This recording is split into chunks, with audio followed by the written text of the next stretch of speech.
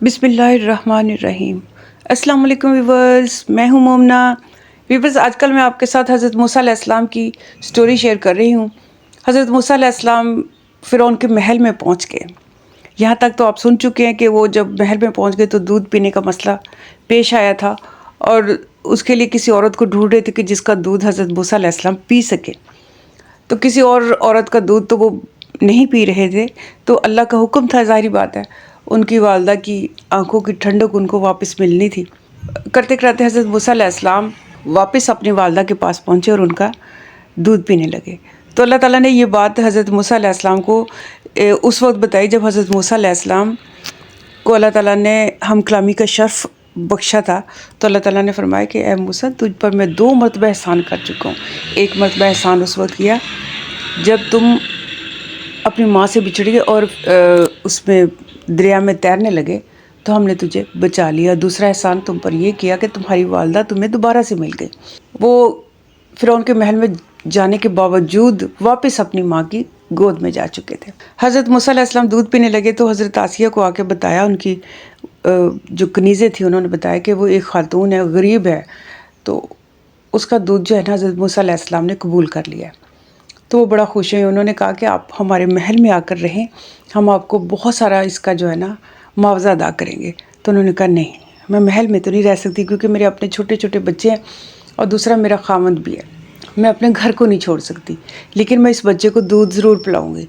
तो फिर फ़ैसला ये हुआ कि दूध आप पिला दिया करें, जब ज़रूरत होगी दूध पिलाने की तो जो कनीज़ें हैं वो आपके पास ले आया करेंगी, बच्चे को आप दूध पिला दिया करें और वापस इसको महल में भिजवा दिया करें और रात में वो महल में रहा करेंगे। इस बात पर उनको बहुत सारे इनाम और इकराम भी दिए गए, उनको नवाजा भी गया, उनकी मदद भी हो गई और उनका बेटा भी उनके पास पहुंच गया। इसी तरह करते करते हज़रत मूसा अलैहिस्सलाम बड़े होने लगे। उनके पास माँ भी थी और फ़िरौन का महल भी था। हज़रत आसिया हज़रत मूसा अलैहिस्सलाम से बहुत प्यार करती थी, उनके बहुत लाड उठाती थी और हज़रत मूसा अलैहिस्सलाम छोटे थे लेकिन बहुत खूबसूरत थे, बहुत प्यारे थे। तो इस वजह से फ़िरौन को भी उनके ऊपर प्यार आता था, फ़िरौन को, और फ़िरौन हज़रत मूसा अलैहिस्सलाम को गोद में उठा लिया करता था। एक मरतबा फ़िरौन अपने महल में बैठा हुआ था, सारे वज़ीर मशीर उसके इर्द गिर्द बैठे हुए थे।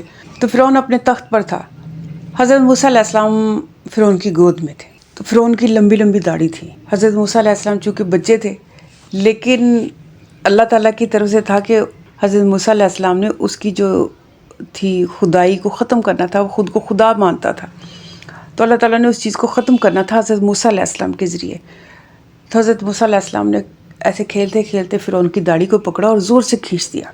इस बात पे फ़िरौन को बहुत गुस्सा आया और उसके दिमाग में फ़ौरी तौर पे ये चीज़ आई कि कहीं ये वही बच्चा तो नहीं है जो मेरी सल्तनत को ख़त्म करने के लिए पैदा होना था।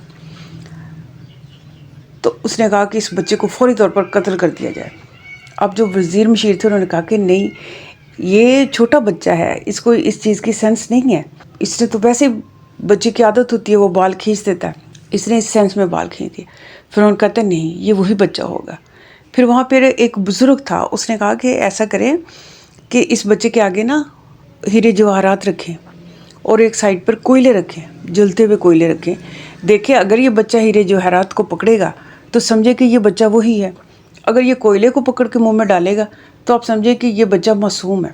फ़िरौन इस बात पर राज़ी हो गया और फिर हज़रत मूसा अलैहिस्सलाम के सामने एक बर्तन में जलते हुए कोयले रखे, वो ऐसे जल रहे थे, रेड हुए हुए थे, रोशनी छोड़ रहे थे, और एक साइड पे एक बर्तन में उनके सामने हीरे जवाहरात रखे, वो भी ज़ाहिर बात है खूबसूरत थे, चमकदार थे।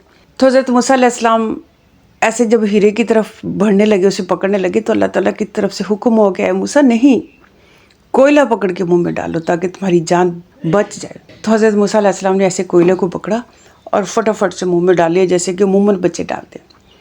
तो जिसकी वजह से उनकी ज़ुबान जल गई, कोयला मुंह में डालने की वजह से। फिर वो रोना शुरू हो गए। तो वज़ीरों मशीरों ने कहा कि देखा, ये मासूम बच्चा है, इसको नहीं पता था, इस चीज़ की सेंस नहीं थी। तो फिर उनका जो गुस्सा है ना, फिर वो ख़त्म हुआ। तो उसने कहा कि हाँ वाकई ये बच्चा था जिसकी वजह से इसने मेरी दाढ़ी खींची। तो फ़िरौन बहुत प्यार करता था, लेकिन बीच में उसे कभी कभी गुस्सा भी आ जाता था। تو وہ کوئلہ منہ پہ ڈالنے کی وجہ سے حضرت موسیٰ علیہ السلام کی زبان جل گئی تھی، اور اس وجہ سے ان کی زبان میں لکنت آ گئی تھی، اور وہ پوری بات کو صحیح طریقے سے بول نہیں پاتے تھے. ان کی زبان تھوڑی سی لڑکھڑا جاتی تھی، پورا لفظ صحیح طرح سے ادا نہیں کر پاتے تھے. اور اسی وجہ سے حضرت موسیٰ علیہ السلام جب جوان ہوئے تو انہوں نے اللہ تعالیٰ سے دعا مانگی تھی، یا اللہ تعالیٰ میں لوگوں تک اپنا پیغام پہنچا نہیں سکتا اسی طریقے سے، تو کیونکہ میری زبان کی لکنت کی وجہ سے لوگوں کو صحیح سمجھ نہیں آتی، خاص طور پر فرعون کو. تو اللہ میری جو ہیلپ کے لیے نا وہ میرے بھائی کو نبوت عطا کرے. اور یہ دنیا میں کسی بھائی کے لیے مانگی گئی سب سے بڑی چیز تھی جو کسی بھی بھائی نے اپنے بھائی کے لیے مانگی ہو، تو وہ حضرت موسیٰ علیہ السلام نے مانگی تھی اپنے بھائی کے لیے نبوت. اور حضرت ہارون علیہ السلام جو حضرت موسیٰ علیہ السلام کے چھوٹے بھائی تھے، اللہ تعالیٰ نے ان کو نبوت عطا فرمائی تھی. اور ایک ہی وقت میں 2 نبی اس وقت موجود تھے، حضرت موسیٰ علیہ السلام اور ان کے چھوٹے بھائی ہارون علیہ السلام. ان کا واقعہ میں آگے چل کے آپ کے ساتھ شیئر کروں گی. حضرت موسیٰ علیہ السلام فرعون کے محل میں اور کبھی اپنے گھر میں کرتے کرتے اسی طرح جوانی کی حدود کو پہنچ گئے. اس کے بعد کیا ہوا تو وہ واقعہ میں آپ کے ساتھ شیئر کر چکی ہوں، آپ ضرور واچ کیجیے گا. اور آج کے لیے اتنا کافی ہے، مجھے دعاؤں میں ضرور یاد رکھیے گا. لیکن اس سے پہلے میرے چینل کو لائک کریں، سبسکرائب کریں اور بیل آئیکن کو پریس کریں تاکہ میری ویڈیوز آسانی سے آپ تک پہنچتی رہیں. اللہ حافظ.